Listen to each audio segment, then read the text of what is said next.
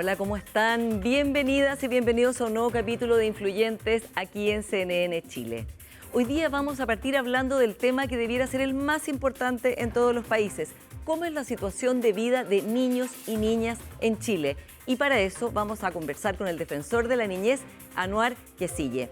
Y luego conversaremos con Carolina Toa, ex ministra, ex diputada, sobre sus lecciones de vida personales y políticas en el nuevo libro sobre su vida, conversaciones con ella, que acaba de aparecer y está en librerías chilenas, que se llama La política se metió conmigo. Parte entonces Influyentes.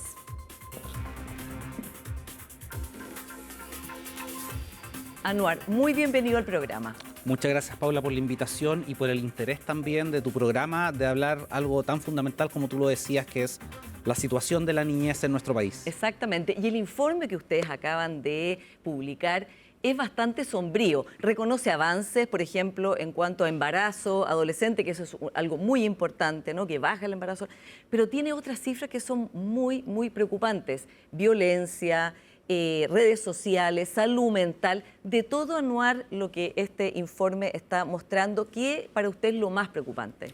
Bueno, como tú bien dices, el informe, que nuestro diagnóstico, da cuenta de situaciones en las cuales el país ha avanzado, ¿no? Ya hacía mención una rebaja importante en el número de adolescentes embarazadas, también han bajado los índices de inseguridad alimentaria.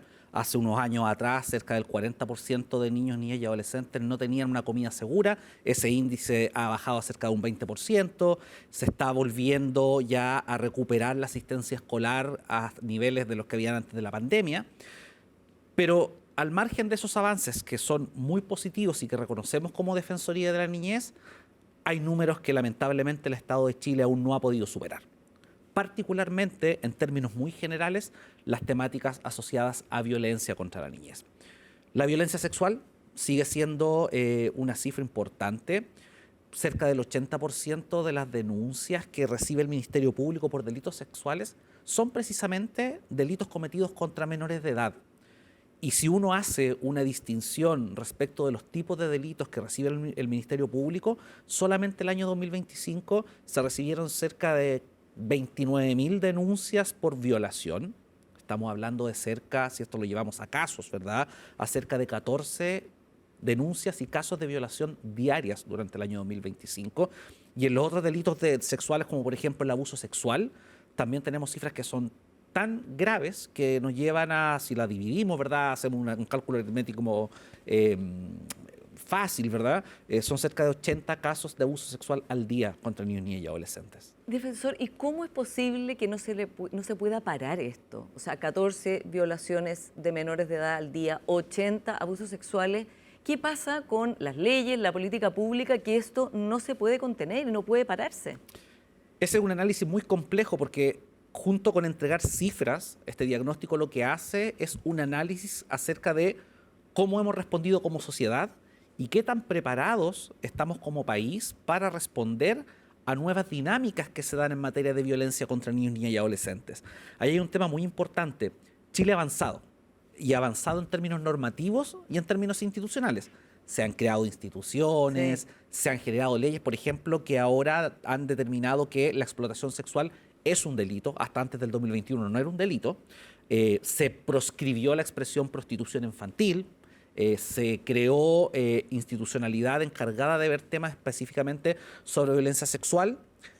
Pero tenemos un tema muy importante y es la base de la problemática, que es cómo la sociedad acepta y valora determinadas conductas que son constitutivas de delito. Y esto al año 2026 es muy preocupante. Gran parte de la sociedad no conoce las dinámicas de la violencia sexual y por lo tanto valida ciertas conductas. Lo más claro para graficar lo que te digo, Paula, tiene que ver precisamente con las cifras de explotación sexual. Hemos visto que en los últimos años la tasa de explotación sexual se ha incrementado en cerca de un 73%. Y estamos hablando de situaciones donde no solamente existe comercio sexual, sino que además también donde preocupantemente hemos observado relaciones de adultos con niños, niñas y adolescentes que, por ejemplo, en ámbitos donde hay ruralidad, son aceptadas culturalmente. Las uniones tempranas, los padrinazgos que se realizan a cambio de protección muchas veces, están tipificadas como delitos y la labor que tenemos como sociedad es precisamente entender, en primer lugar, hacer entender a las personas que estamos frente a conductas delictivas y en segundo lugar también, y aquí viene esto relacionado con el siguiente desafío, cómo generamos un sistema de justicia que pueda responder de la manera prioritaria que requiere una decisión que afecta a niños, niñas y adolescentes. No, y un delito gravísimo, ¿no? O sea, hay que endurecer las penas. Usted con lo que lleva en su cargo, con todo lo que ha visto, con todo lo que ha reflexionado con esas cifras y con los menores de edad, niños y niñas reales que sufren esto, ¿no cree que hay que endurecer las penas? Bueno, Chile ha avanzado en eso, ha aumentado penas en algunos delitos, ha tipificado nuevos delitos. Claro, pero digo, parece tan poco tipificar como delito algo que evidentemente es un delito, prostituir menores de edad, po. O sea... Mire, y además también, Paula, es importante ahí indicar que además se han generado una serie de agravantes frente a delitos sexuales cometidos contra niños, niñas y adolescentes. Nosotros como Defensoría de la Niñez siempre vamos a apoyar aquellas medidas que favorezcan una respuesta muy, yo diría, directa y sin lugar a dudas las mayores sanciones para niños, niñas y adolescentes. ¿Cómo endurecer pena? Pero, por ejemplo, en estos momentos el Congreso Nacional está discutiendo un proyecto de ley que tiene por objeto sancionar a niños, a adultos que captan niños para el crimen organizado. Nosotros como Defensoría de la Niñez apoyamos esta iniciativa, pero creemos que junto con una respuesta penal vinculada, por ejemplo, al aumento de sanciones para adultos que cometen delitos contra niños, niñas y adolescentes, es importante también generar herramientas que permitan evitar que estas situaciones ocurran, porque cuando estamos hablando de la respuesta penal, ya estamos llegando tarde, estamos llegando y respondiendo a una situación y una tragedia que ya ha ocurrido. Entonces también, junto con fortalecer el sistema penal, es importante fortalecer y promover los derechos, promover la prevención de la violencia y, lo más importante, el cambio cultural, dejar de aceptar y validar conductas que son delitos y son reprochables. Los organismos internacionales indican que la explotación sexual es una forma de esclavitud moderna. Y eso no nos debe dejar impávidos frente a esta situación, sino que hay que adoptar y avanzar en medidas de todo tipo. Como usted decía, Anuar, muchos niños y niñas y adolescentes están siendo reclutados por el narcotráfico, ¿no? Hay testimonios espantosos, se les muestra como un estilo de vida, una pertenencia. Y por otro lado, la violencia, no solo de narcotráfico, dentro de los colegios ya es algo que está pasando acá, no a los niveles de otros países como Estados Unidos, ¿no? Donde entran, digamos, a disparar cada cierto tiempo en distintos colegios, pero sí está creciendo. ¿Cómo se puede tratar eso desde una perspectiva en que no normalicen los niños y las niñas y adolescentes que la violencia con la que se enfrentan a diario, incluso en su colegio, incluso en su familia, es algo normal? Bueno, acá se produce algo muy paradójico. Es que si uno mira los distintos estudios que han habido para levantar cifras de violencia, estudios elaborados por organismos internacionales, encuestas que el propio gobierno ha ido justamente desarrollando, y los datos de la Defensoría de la Niñez, uno puede mirar con asombro que el principal espacio donde se produce violencia contra niños, niñas y adolescentes es la familia, que curiosamente es, conforme a la ley, el núcleo fundamental de la sociedad y el principal espacio de protección para niños, niñas y adolescentes. Y el segundo espacio donde más violencia se produce contra la niñez es en las escuelas. Y eso nos tiene, por ejemplo, lamentando casos como los que hemos visto en los últimos meses, que incluso han terminado con tragedias como la muerte de una persona, ¿no?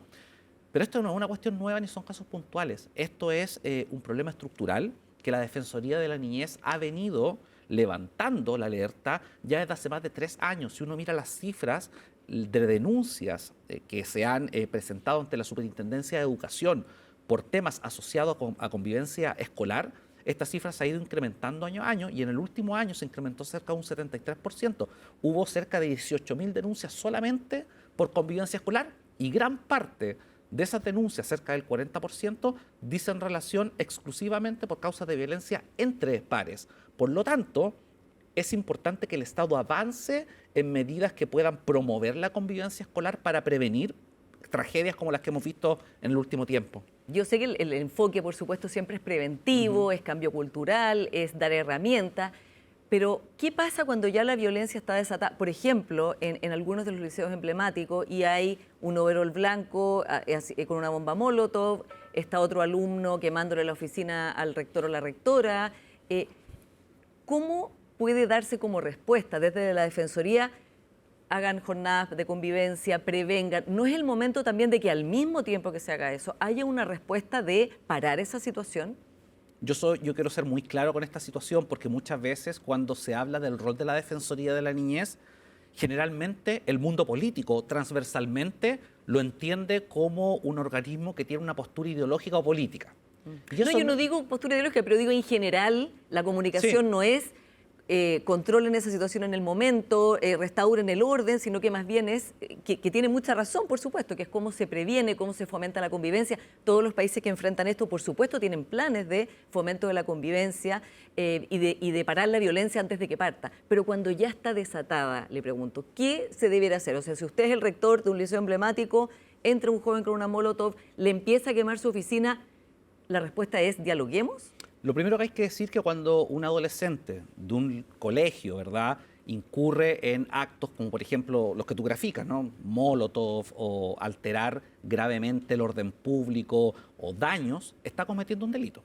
Y ahí yo quiero ser muy claro en eso, ¿no? Y tiene que enfrentar esa Y consecuencia. y hay un sistema penal que tiene una serie de herramientas que permiten precisamente que el adolescente se responsabilice si tiene más de 14 años por el delito que cometió. El sistema penal debe funcionar, hay sanciones que incluso conllevan a la privación de libertad frente a la comisión de delitos. Entonces ahí yo quiero ser bastante claro en decir que en nuestras conversaciones, que las tenemos periódicamente con los centros de estudiantes, ¿verdad?, con los establecimientos educacionales, siempre hemos tenido una postura muy clara. Acá queremos promover que hayan mejoras al sistema educativo, hay falencias muy importantes, promovemos que efectivamente si los adolescentes quieren organizarse para marchar o para manifestarse, no hay ningún problema en hacerlo porque es un derecho constitucional y un derecho que está en la Ley de Garantía de Derechos de la Niñez, pero siempre esa manifestación debe ser pacífica y por lo tanto, si se incurre en violencia que es constitutiva de delito, el sistema penal debe actuar. Ahí no me pierdo en esa circunstancia y los centros de estudiantes saben también nuestra postura, ¿no?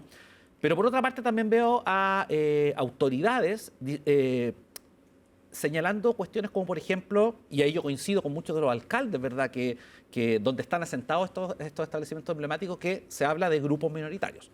Son grupos minoritarios. En segundo lugar, que hay cierta identificación, ¿verdad?, de adultos que estarían involucrados en este tipo de situaciones.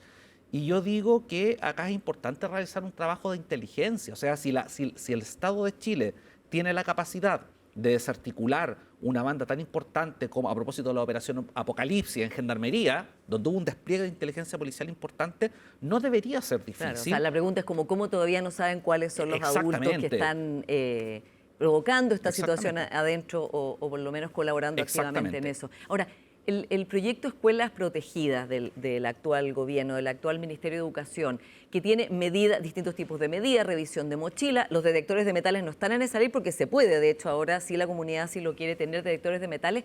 Esas son las medidas, defensor, que las personas en la encuesta dicen, queremos eso, queremos revisiones, queremos medidas más duras, queremos detectores de metales. ¿Qué piensa usted de eso?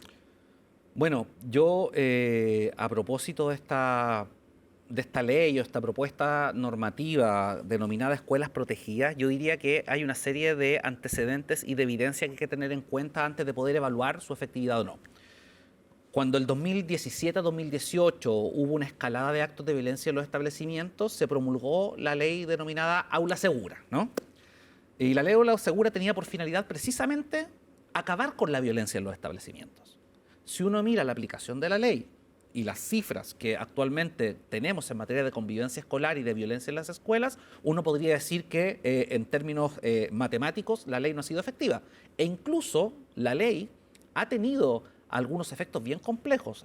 Justamente hace un par de días tuvimos un lanzamiento de un estudio de la Universidad del Desarrollo que nos mostraba unas cifras que son muy preocupantes.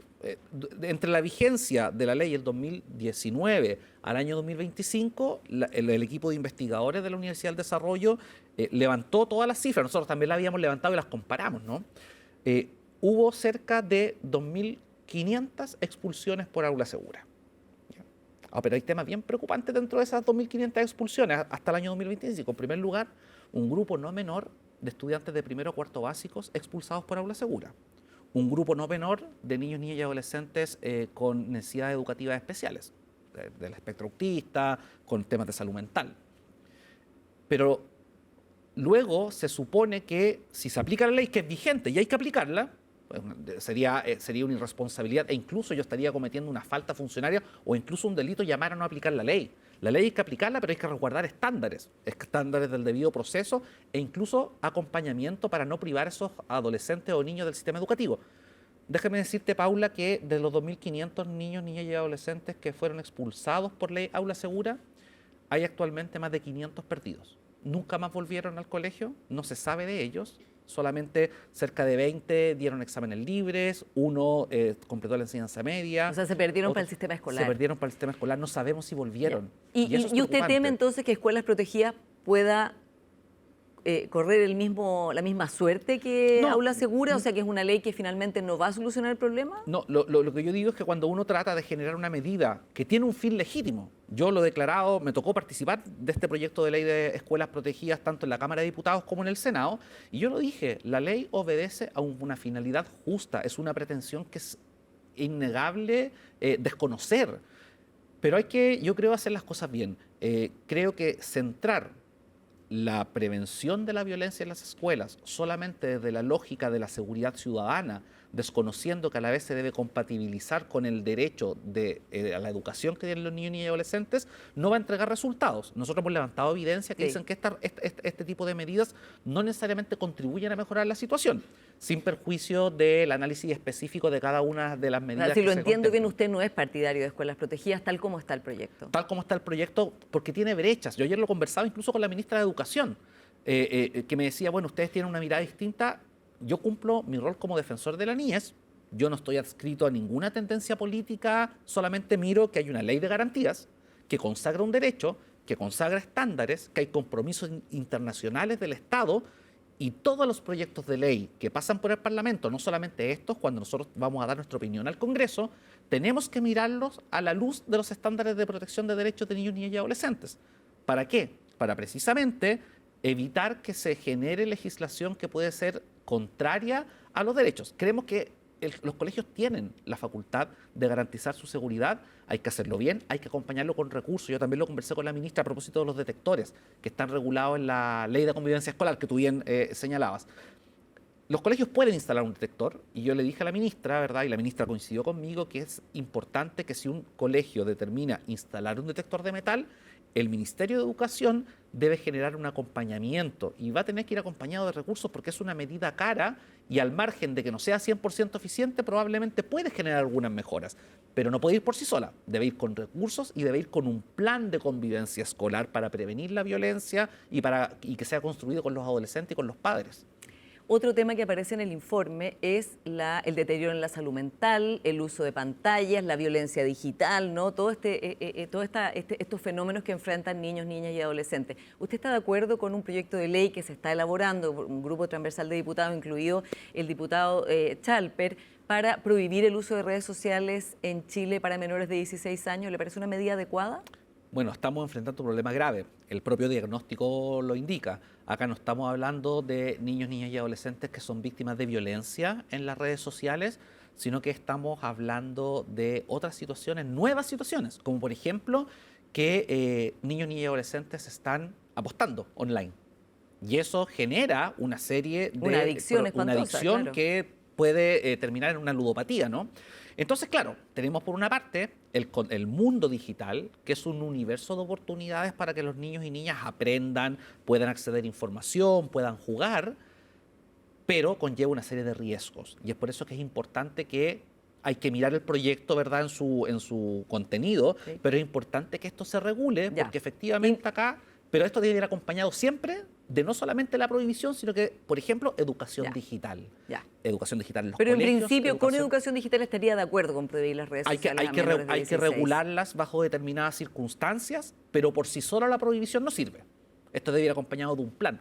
educación digital, acompañamiento a los adolescentes, porque no los podemos dejar excluidos del mundo digital, pero sí se debe regular la forma en que lo hacen para no exponerse a riesgos que pueden terminar en tragedias como por ejemplo explotación sexual. Exactamente. Defensor de la niñez, muchas gracias por esta conversación. Muchas gracias, Paula, por la invitación. Vamos a una pequeña pausa y ya seguimos con más influyentes. Viene Carolina Toá. Espérennos.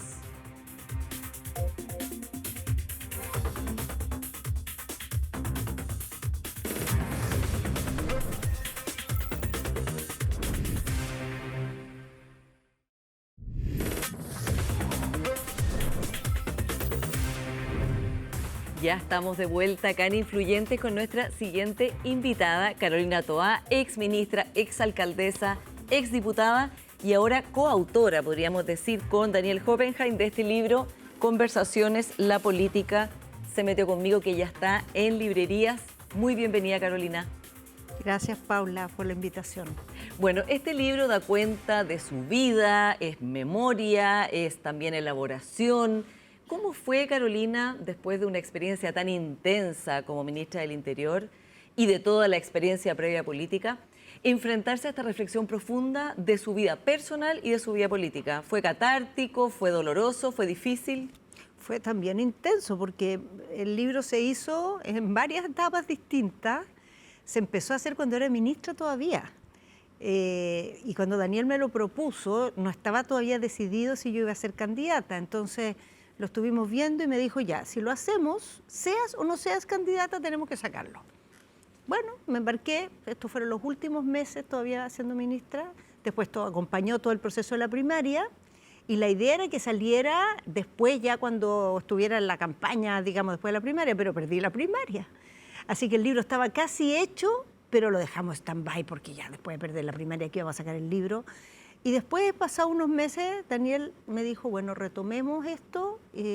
Yo tuve mis dudas, me convencí y la última parte la escribimos ya después de que fue la elección presidencial. Exactamente, y se ve ese arco, ¿no? El arco Sí. narrativo entre ser ministra, el entusiasmo que había en el momento de ser ministra, a pesar de las dificultades, después el entusiasmo en ser candidata a la primaria, y después también se ve como el shock de lo el que shock pasó. de haber perdido la primaria y después de cómo se perdió la elección presidencial, que usted misma dice, Carolina, en el libro, se sabía que era muy difícil ganar, pero digamos, el volumen de la derrota fue muy grande. ¿Qué explicación después de todos estos meses y después de este proceso de reflexión se da usted para la magnitud de la derrota, tanto suya en la primaria como después de Janet Jara con José Antonio Kast?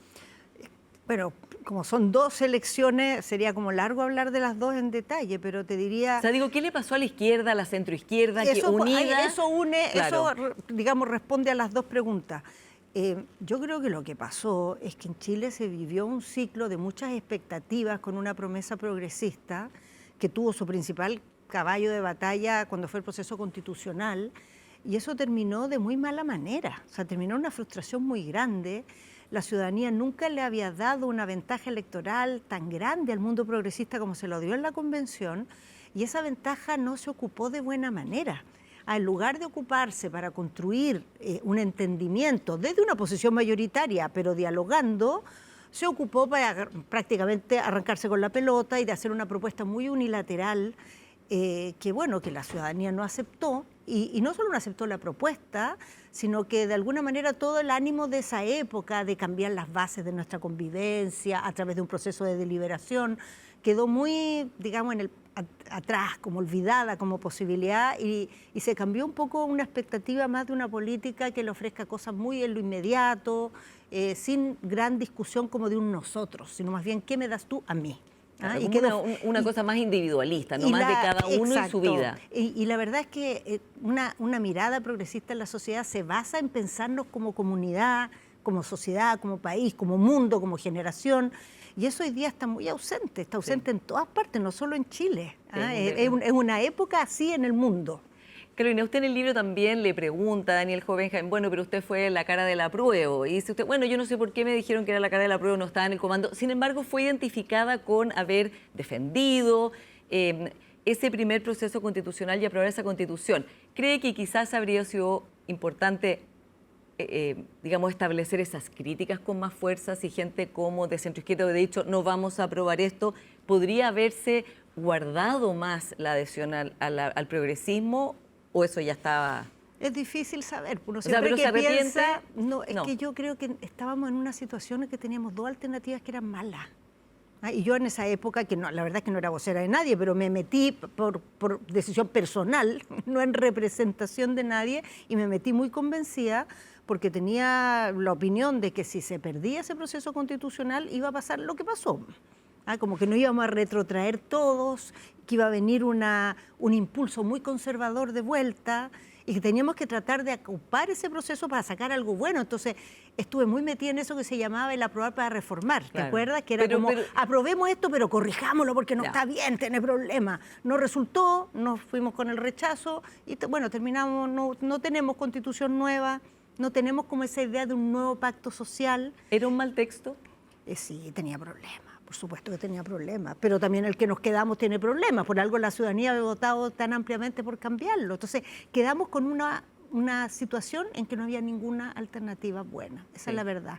Y eso es una cosa que yo creo que hay que mirar muy a fondo, porque si llegamos a eso, habiendo tenido la oportunidad, como nunca en la vida, de haber llegado a un acuerdo, ojalá al menos sirva para aprender y que no se vuelva a repetir algo así. O sea, que cuando estás con mayoría, nunca pienses que la solución... Mira, el gobierno que tenemos ahora, que está tratando de construir una mayoría ahí con unas cosas por aquí y por allá, o cuando condujo el segundo proceso constitucional, porque en el fondo el sector del presidente Kast es el que tuvo esa misma posición que tuvo la izquierda en el primero, en el segundo proceso, y cometió el mismo error, teniendo mayoría, es decir, ya, entonces hace todo como yo quiero y los demás se aguantan, y no resultó. Y ahora un poco está pasando también algo similar con la forma en que se están discutiendo ciertos temas. Y vamos a hablar, por supuesto, de su mirada del gobierno del presidente Kast. Dentro del libro también se habla mucho de la centroizquierda cómo quedó frente al proceso constitucional, la centroizquierda que se fue en ese proceso constitucional.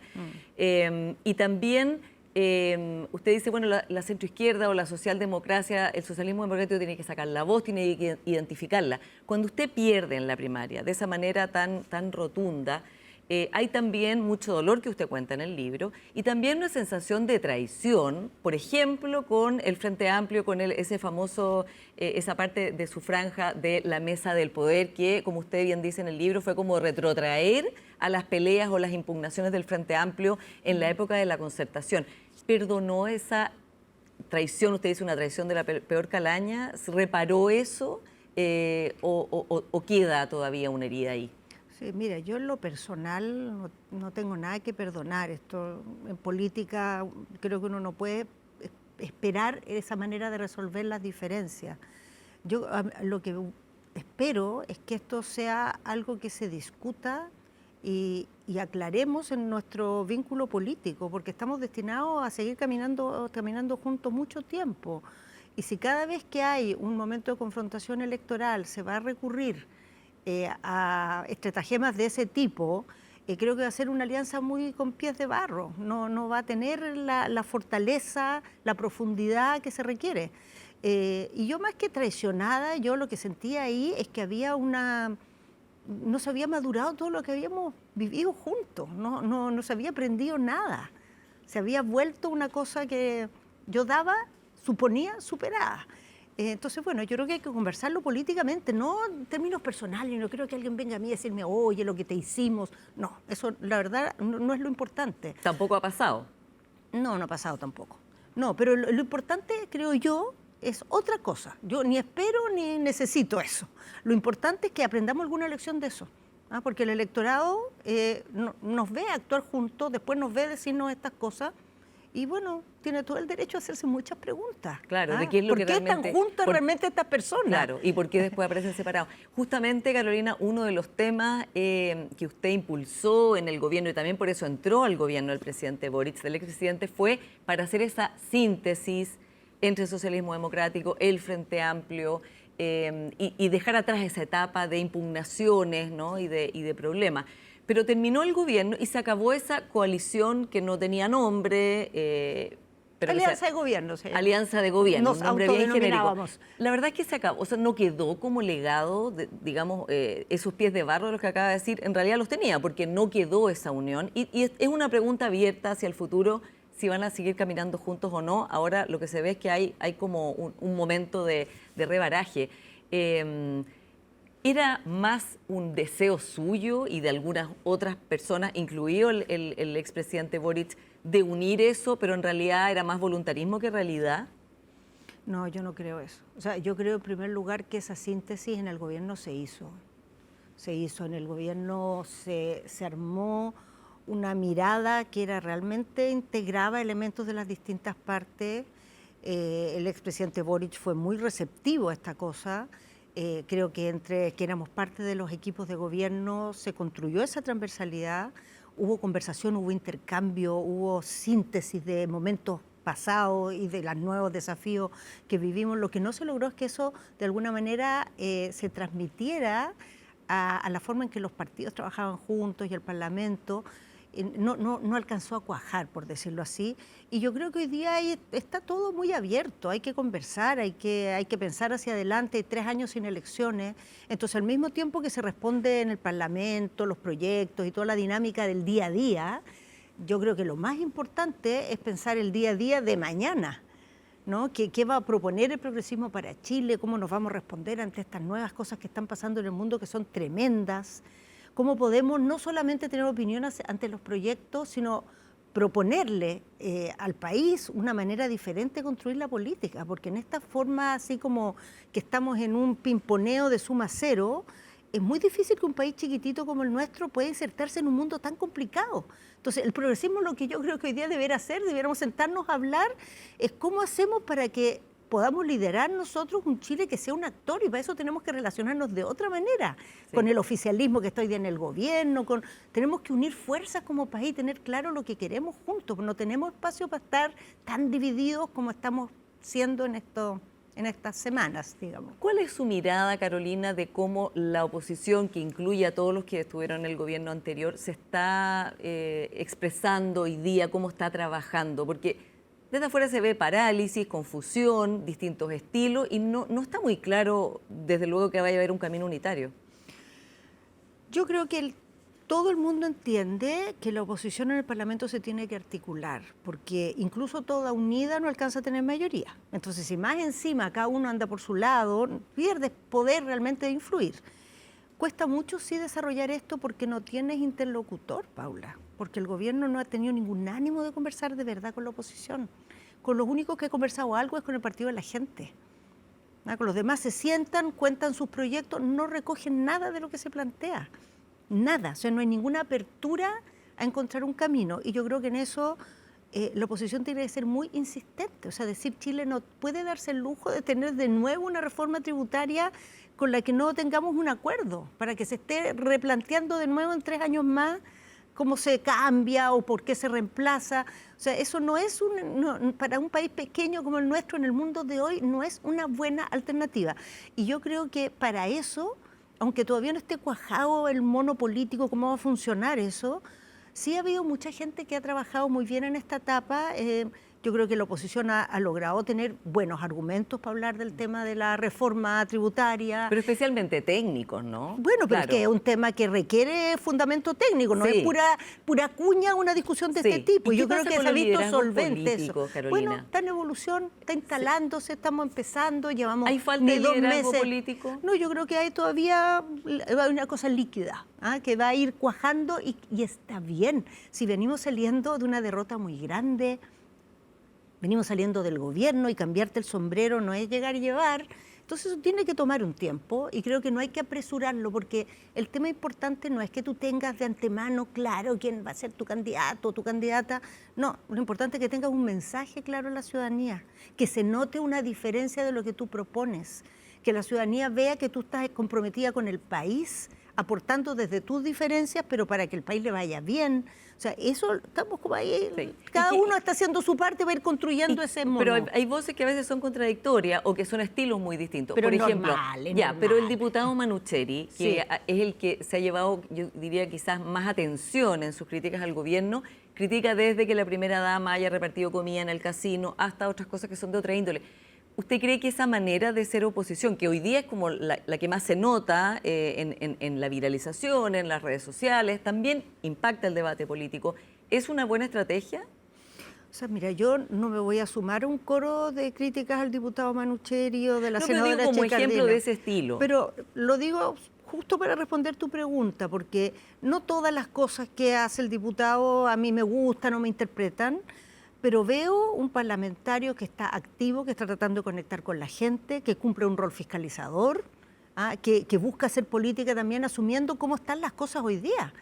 Porque hay mucha gente que ocupa esas dinámicas para ideas muy distintas de las que yo comulgo, y empodera a sectores que yo creo que para la democracia chilena tienen muchos problemas, tienen también áreas complejas que uno no quisiera ver crecer, empoderarse al infinito. Entonces, que hay un contrapeso desde un mundo progresista, ocupando también esas herramientas que son las que hoy día están funcionando, yo no es algo que voy a criticar ni lo veo como negativo.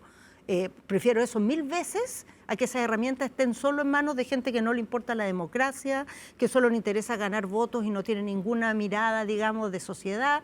Yo en ese sentido valoro que tengamos diputados que están siendo, digamos, proactivos y protagónicos en este debate.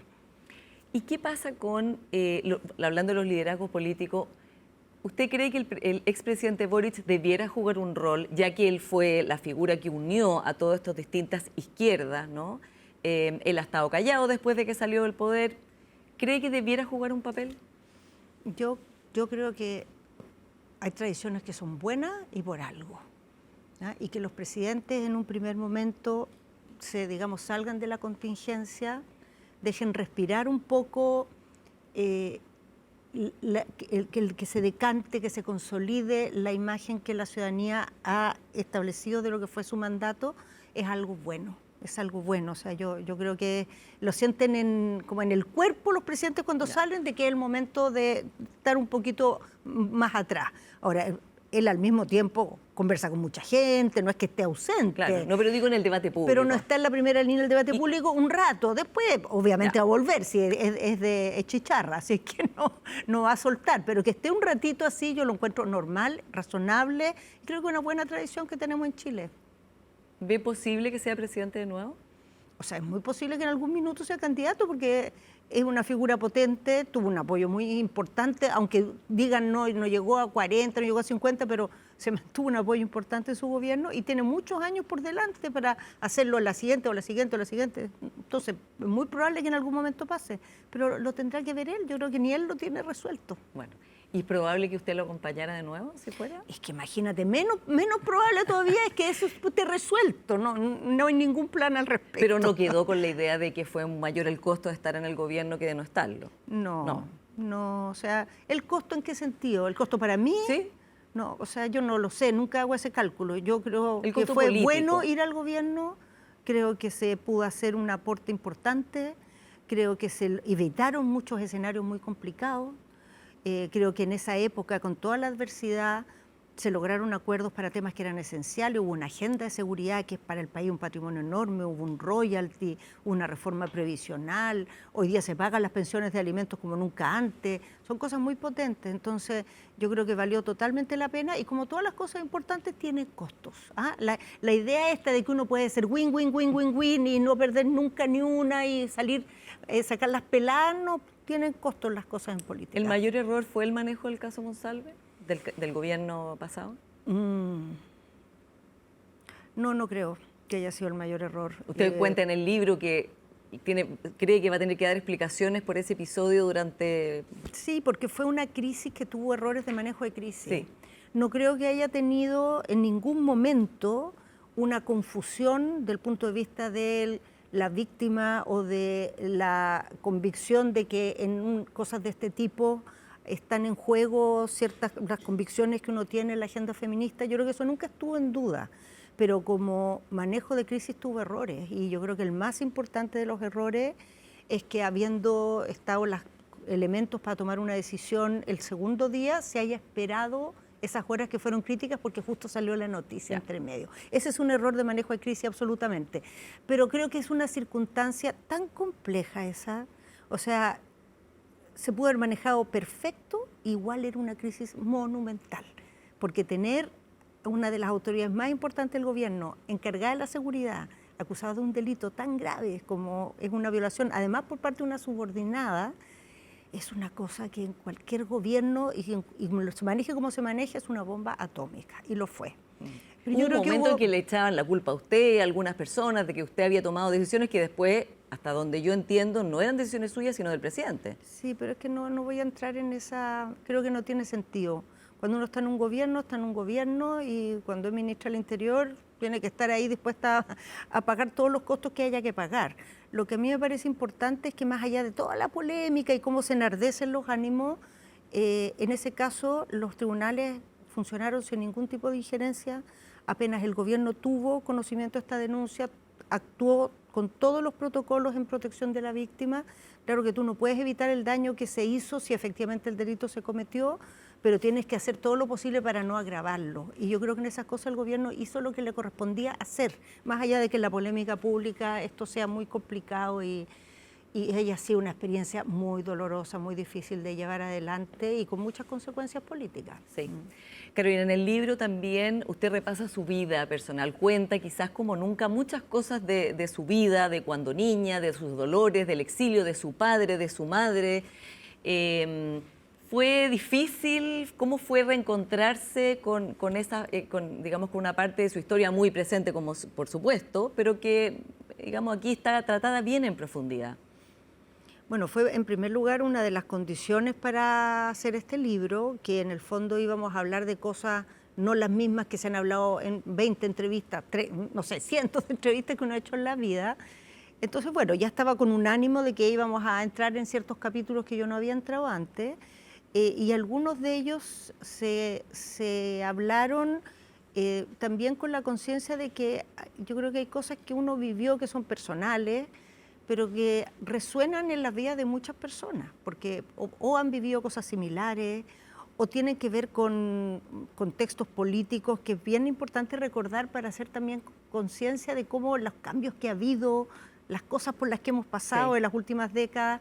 Entonces, para mí fue bueno hacerlo, fue bueno, y claro que es una experiencia muy distinta de una entrevista como esta, no tiene nada que ver. De hecho, son decenas de entrevistas, claro, se te juntan muchas veces y en distintos momentos a conversar y en otro clima, hablas mucho, después no todo queda en el libro. Sí. Entonces, bueno, toda una experiencia, te diría. Usted contó aquí por primera vez que sufrió abuso sexual de niña, ¿no? Entre los 11 y los 13 años. No entra en detalles, pero queda claro que fue una situación evidentemente muy traumática, con una persona de su entorno, una persona conocida. ¿Por qué decidió contarlo ahora y fue muy difícil contar esto ahora?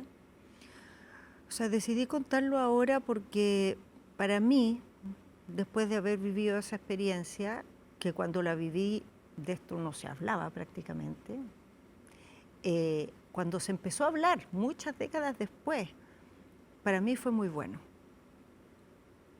Décadas después, escuchar el testimonio de otras mujeres, conocer la historia de otras mujeres, cómo habían procesado esto, cómo lo habían superado, empezar a ver también cómo la sociedad reaccionaba y empezaba a haber una legislación, etcétera. Cuando yo tenía esa edad, nada de eso estaba, en la agenda. Entonces, pienso que cuando uno cuenta su historia, hay otras mujeres que han vivido cosas similares o que pueden evitar que sus hijas vivan cosas similares, que les va a servir conocer ese testimonio. Y por eso se contó. Sí. Por eso se contó y bueno, espero que en eso esa experiencia ayude. Usted cuenta en el libro que esto le dio una crisis muy grande. ¿Qué fue lo que le ayudó a sobrevivir, a salir adelante, siendo además tan niña? Mira, yo creo que a mí de niña me tocó, las dos cosas más grandes que me tocó vivir fueron, la muerte de mi papá con todo lo que eso rodeó, porque él murió estando preso, con una versión falsa de suicidio, todo lo que eso significa, que sea un motivo de disputa la razón de la muerte de tu padre, pero junto con él murieron muchos amigos de mis padres, tíos míos estuvieron presos, gente estuvo detenida y quedó después desaparecida, gente que yo conocía de chiquitita, entonces un trauma enorme. Después vino esta situación, unos años después, de abuso, Y yo creo que las dos cosas las pude enfrentar con el mismo escudo, por decirlo así, que es un escudo que me dio mi madre en la manera de vivir los dolores y las dificultades en la vida. Que es como decidir que uno va a elegir cómo vivir sus penas, no asumir que eso te condena a ser una víctima pasiva de lo que te pasa. No desconectarte de las cosas buenas de la vida, incluso en los momentos más dolorosos. Buscar siempre tener cosas que te llenan el corazón, afectos, cosas que te gustan, cosas que te inspiran. Y eso me ha servido en la vida para siempre, para siempre, para siempre, porque a todos nos pasan cosas. Algunas no son tan visibles o no se pueden contar de esa manera, pero todas las personas pasamos dolores. Entonces, en la medida que tenemos ese refugio que nos permite salir adelante y que nos permite no desconectarnos de otras cosas, porque todo en la vida pasa. Sí. Todo en la vida pasa si uno encuentra dónde apoyarse, las fortalezas en que apoyarse. Carolina, y respecto de este tema, para cerrar este tema, usted no dice quién fue la persona. ¿Ha pensado en algún momento en el futuro hacer justicia, hacer una denuncia? No, yo voy a decir quién es la persona. Ya. No lo he dicho exclusivamente para proteger a ciertas personas, pero lo voy a poder hacer en algún minuto y lo voy a hacer. Ya. Y va entonces, digamos, esto va a ser público quién fue la persona. Por supuesto, y ahí voy a poder contar también más detalladamente esto, cómo fue, llegará el momento. Sí. Como usted dice en el libro, queda claro como lo que su mamá le dio para salir adelante. También hay un impulso suyo muy fuerte de no ser víctima, de no dejar que esto la defina, de una fortaleza, ¿no?, que probablemente explica la resiliencia también de su carrera política, ¿no? Sí, probablemente. Ahora, yo creo que todos en la política, los que se quedan, aprenden a resistir golpes. Y el tema, lo difícil, creo yo, Paula, no es tanto aprender a resistir los golpes, sino que eso no te vuelva insensible, que eso no te desconecte de las emociones, que eso no te vuelva una persona, digamos, operada, que las cosas no le afectan, porque eso tampoco es una verdadera resiliencia, ¿no? O sea, lo importante es que uno humanamente procese los dolores y siga siendo humano.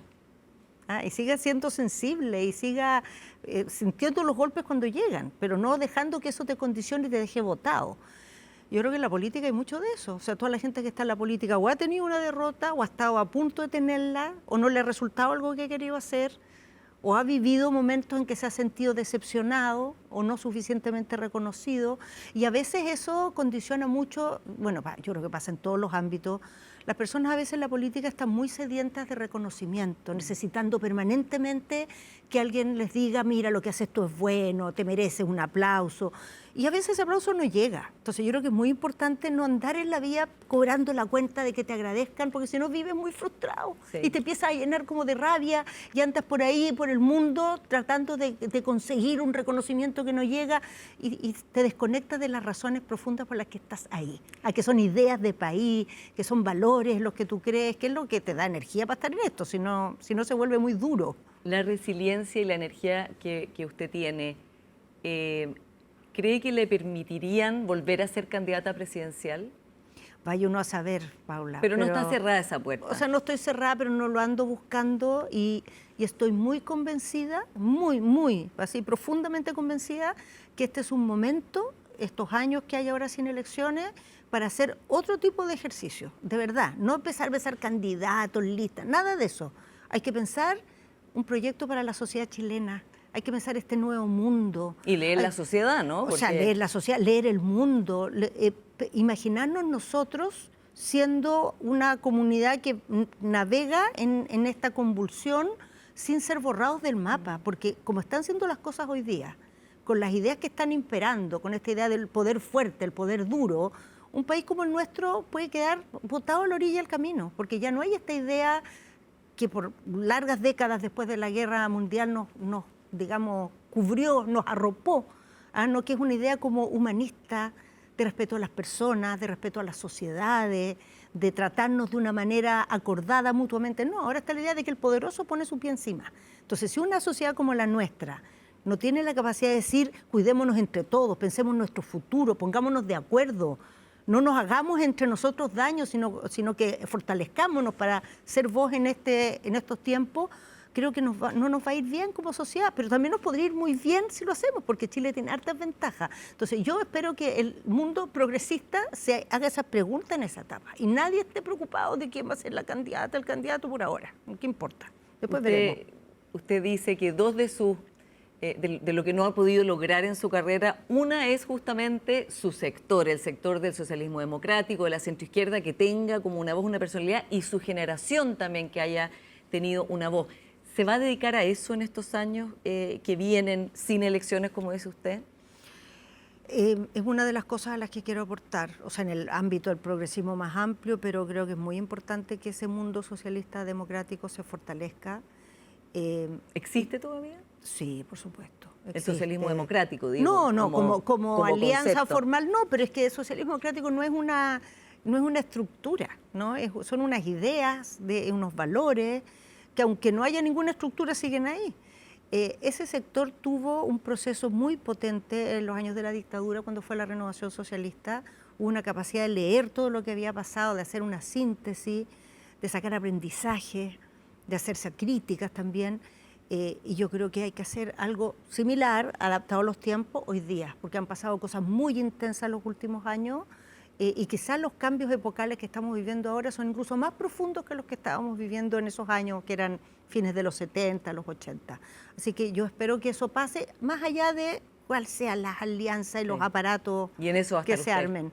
En eso voy a aportar, por supuesto, en cualquier escenario. Carolina Toá, muchas gracias por esta conversación. Gracias, Paula. Y a ustedes, como siempre, muchas gracias por su sintonía y nos encontramos la próxima semana.